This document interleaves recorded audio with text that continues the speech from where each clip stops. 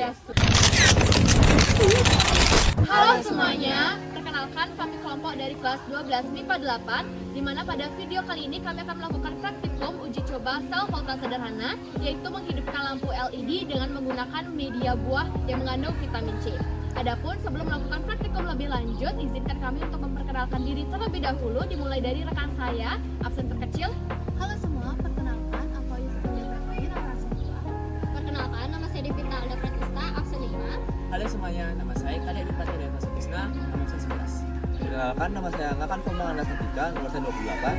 Perkenalkan, nama saya Putu Chandra Dewi, absen 75. Perkenalkan, saya Niputu Cantika Mutiara Putri, absen 39. Dan saya Niputu Siska Putri, nomor absen 41. Yuk simak videonya.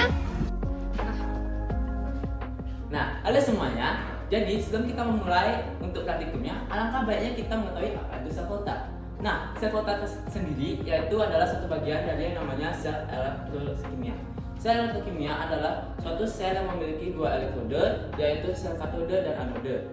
Nah, jadi dapat kita simpulkan, sel volta adalah sel elektrokimia yang dapat menyebabkan terjadinya energi listrik atau menghasilkan energi listrik dari energi kimia dari suatu reaksi redoks yang spontan. Nah, sel volta ini diciptakan atau dikemukakan ataupun ditemukan oleh dua ahli kimia berkebangsaan Italia, yaitu Alessandro Giuseppe Volta dan juga Luigi Galvani. Maka dari itu, sel volta disebut juga sebagai sel Galvani. Nah, jenis-jenis volta itu ada 3 seperti kita lihat di papan, yaitu pertama ada sel volta primer. Sel volta primer itu adalah energi listriknya itu dapat habis dan tidak dapat diperbagi lagi. Contohnya itu seperti baterai alkali, baterai merkuri, dan juga baterai seng karbon. Nah, baterai-baterai ini bisa terjadi atau kita bisa temukan pada alat-alat elektronik, terus juga ada jam dinding, jam tangan, dan lain sebagainya. Nah, selanjutnya ada sel volta sekunder. Sel volta sekunder ini bisa kita katakan yaitu seperti aki, yaitu seperti jika dialihkan listrik, maka sel-sel pada aki tersebut bisa digunakan kembali ataupun bisa diisi kembali untuk menghasilkan energi yang semula. Selanjutnya ada sel bahan bakar. Nah, sel bahan bakar ini itu bisa kita contohkan seperti bahan bakar terdapat pada suatu luar angkasa, di mana mereka menggunakan dua air yaitu H atau energi hidrokarbon dan juga oksigen. Nah, dua bahan ini akan dibakar dan menghasilkan elektrolisis atau sel volta. Selanjutnya ada pun deret-deret dari volta itu sendiri, yaitu pada papan sebelah sana. Nah, kalian udah paham kan apa itu sel volta dan juga jenis-jenis sel volta. Sekarang kita langsung aja masuk ke dalam deret volta.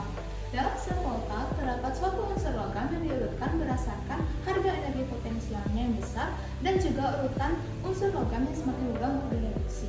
Deretan tersebut dinamakan deret tegangan logam atau deret volta. Unsur hidrogen dalam deret volta merupakan pembatas antara logam-logam mulia yang berada di sebelah kanan unsur hidrogen dan juga logam-logam tidak mulia yang berada di sebelah kiri unsur hidrogen. Semakin kiri unsur logam, maka harga energi potensialnya semakin lemah, sifat oksidatornya semakin kecil, dan juga sifat reduktornya semakin kuat. Maka dari itu, unsur-unsur logam yang terdapat dalam deret volta semakin mudah untuk menggeser atau mereduksi ion-ion yang berada di sebelah kanannya, namun tidak bisa mereduksi ion-ion yang berada di sebelah kirinya. Nah, tadi udah tahu kan apa itu sel volta, jenis-jenis sel volta dan juga deret volta. Maka dari itu, yuk simak praktikumnya. Nah, adapun alat dan bahan yang dibutuhkan untuk praktikum sel volta sederhana ini dimulai dari bahannya, itu ada 2, itu ada tomat dan jeruk nipis. Kemudian untuk alatnya itu yang pertama ada kabel, penjepit buaya, lalu ada paku, ada lampu LED, koin, dan pisau. Nah, inilah alat dan bahan yang dibutuhkan. Jadi, buah yang pertama yaitu ada jeruk nipis.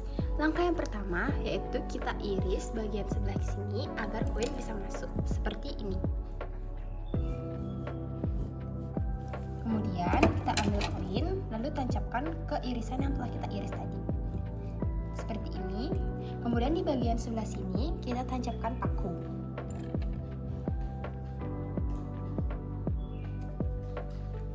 Seperti ini. Lalu ulangi langkah seperti ini ke semua jeruk nipis yang ada di sini. Nah, setelah semua jeruk nipis seperti ini, kita ambil kabel penjepit buaya. Lalu yang warna hitam kita taruh di paku seperti ini. Dan yang warna merah kita taruh di koin seperti ini. Nah, lakukan hal yang sama sampai jeruk nipis ini berbentuk seperti rangkaian seri.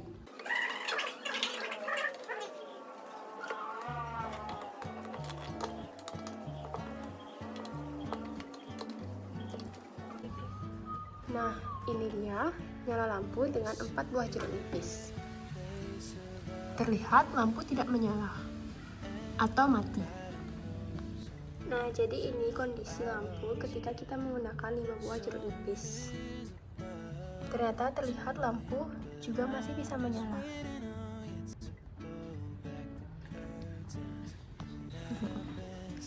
Nah, ini kondisi nyala lampu jika kita menggunakan 6 buah jeruk nipis. Terlihat lampu menyala. Setelah percobaan pertama dengan menggunakan jeruk nipis berhasil, nah kita selanjutnya dengan percobaan kedua yaitu menggunakan tomat. Nah, langkah pertama itu iris tomat sebelah sini untuk memudahkan kita memasukkan koin. Selanjutnya kita ambil paku dan nancapkannya di bagian sini. Selanjutnya kita akan melakukannya yang sebelumnya tadi dengan tomat yang lain.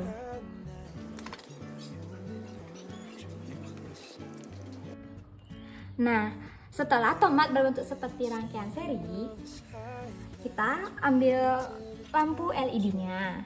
Nah, lalu kabel yang bagian warna merah ini diletakkan bagian kanan lampu. Lalu ambil kabel yang berwarna hitam dan diletakkan di bagian kiri lampu. Nah, seperti inilah nyala lampu pada percobaan kedua yaitu dengan tomat. Nah, di sini kita lihat kita mencoba dengan 4 buah tomat dan nyala lampunya tidak ada atau tidak menyala. Nah, ini dia kondisi nyala lampu ketika dengan menggunakan 5 buah tomat.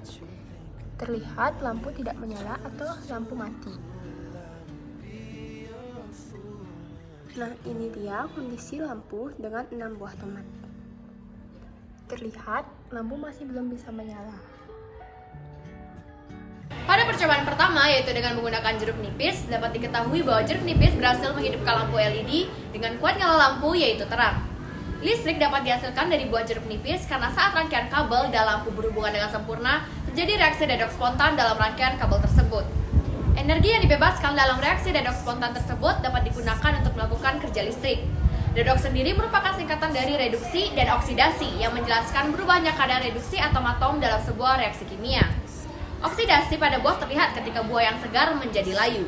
Nah, adapun kandungan dalam jeruk nipis seperti asam amino, asam sitrat, asam sitrun, vitamin C, dan kandungan lainnya mendukung terjadinya perubahan energi listrik. Perubahan menjadi energi listrik ini berkaitan dengan prinsip sel volta, yang dimana membutuhkan anoda dan katoda sebagai kutub negatif dan kutub positif. Koin yang terbuat dari tembaga yang bertindak sebagai kutub positif, sedangkan paku yang terbuat dari seng bertindak sebagai kutub negatif. Lalu pada sel volta, reaksi redoks berlangsung pada suatu elektroda senyawa asam pada jeruk nipis, salah satunya yaitu asam sitrat atau C6H8O7 yang menimbulkan rasa asam. Nah, hal tersebut merupakan salah satu larutan elektrolisis lemah yang dapat menghantarkan arus listrik. Karena adanya ion-ion dalam larutan yang bergerak bebas, nah semakin banyaknya ion dalam suatu larutan, tentunya sifat elektrolitnya akan semakin kuat dan nyala lampu juga akan semakin terang. Karena elektrolit tersebut dapat memicu logam bermuatan negatif untuk melepaskan elektron menuju logam yang bermuatan positif, sehingga dapat digunakan sebagai alternatif baterai dari bahan alami dan untuk menyalakan lampu LED. Pada penambahan 2-3 buah jeruk nipis menjadi 5 buah, terjadi peningkatan terhadap kuat nyala lampu. Lalu terdapat penambahan menjadi 7 buah jeruk nipis, sehingga lampu pada 7 buah jeruk nipis ini terlihat menyala terang dibandingkan dengan 5 dan 6 buah jeruk nipis, yang lampunya menyala sedikit terang. Hal tersebut terjadi karena semakin banyaknya jeruk nipis yang digunakan, maka akan menghasilkan tegangan yang besar pula. Dengan tegangan yang semakin besar tersebut, maka nyala lampu juga akan semakin terang. Ditambah dengan penyusunan dengan menggunakan rangkaian seri ini, menjadikan adanya arus listrik yang konstan karena besar arus yang sama pada setiap bagian dan tegangan yang dihasilkan pun akan lebih besar dibandingkan rangkaian paralel yang tegangannya cenderung tetap. Nah, sehingga penyalaan lampu tersebut pun akan jauh lebih terang menggunakan rangkaian seri dibandingkan dengan rangkaian paralel. Lalu, pada percobaan kedua, yaitu dengan menggunakan tomat, dapat diketahui bahwa tomat berhasil menghidupkan lampu LED dengan kuat nyala lampu yaitu sangat terang. Buah tomat dapat menyalakan lampu karena memiliki beberapa kandungan, diantaranya ada asam folat, asam malat, asam sitrat, satonin, adenin, dan kandungan lainnya.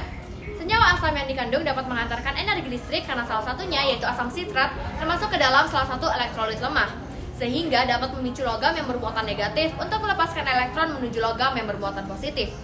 Dari sebuah penelitian dapat diketahui bahwa tomat mengandung proton, di mana proton ini akan bereaksi ketika disatukan dengan elektroda dan reaksinya akan menghasilkan elektron.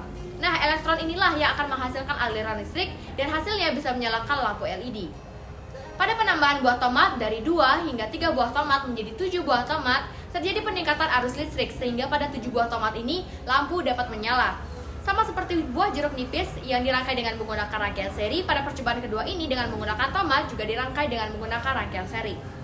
Selanjutnya kita akan masuk ke bagian kesimpulan.